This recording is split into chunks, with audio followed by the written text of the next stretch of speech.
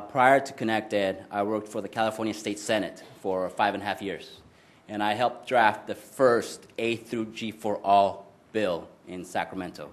So yes, in Sacramento for 6 years, folks have been trying to have an A through G for all agenda. And that's why I'll talk about the evolution, and yes, we'll end up with multiple pathways as the evolution. And just to begin also, I'd like to really thank you. I think in terms of just historical perspective, 6 years ago, it was just about 4 entities across the state having this discussion. In Sacramento, it was Senator Alarcon. We had our sponsor, EdTrust West. We had our example site, which was San Jose. And then we had one organization out of Los Angeles, Community Coalition, kind of bringing up the students. And at that time, ABC wasn't formed, so that's why you guys weren't there. But since then, I mean, the discussion really has evolved. And part of that was actually what the UC did in terms of linking up with the CSU system.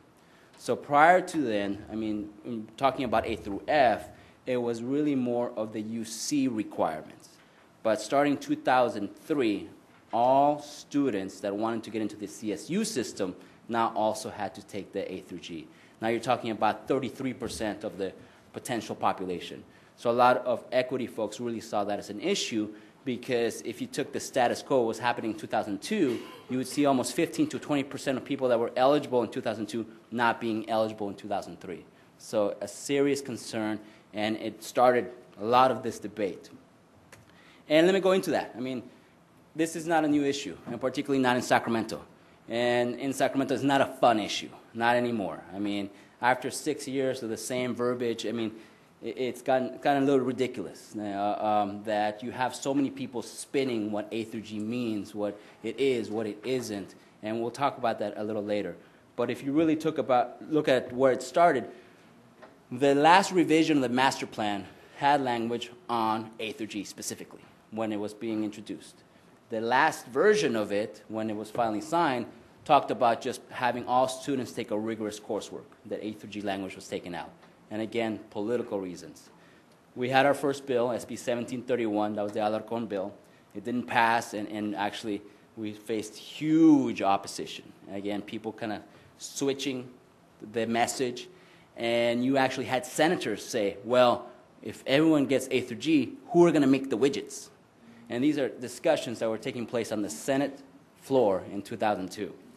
There was a bill that was passed, though. It was a Vasconcelos bill, and that one required the superintendent to work with school districts in making sure that parents and students knew about the A through G. And then the list goes on, various iterations each year. Not until 2006 that we were successful in getting an A through G bill passed, but at that time started the discussion of multiple pathways in the sense of really looking at how to integrate CTE courses and A through G courses. And it was signed by the governor, and the sponsors were the main opposition to A through G, which is really interesting in terms of 2002. Last year, new champions arose. ACLU, working with Senator Steinberg, really championing this issue, were able to pass a bill.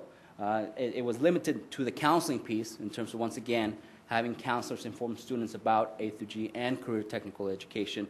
There was also a Carter bill that dealt with notification. But basically, it turned out to be just a piece of paper that has the A through G list that gets sent out. Interesting to note is that this year is the first year that, as of this time, there's no A through G specific bill. There are 3 multiple pathway bills, but we can talk about that also.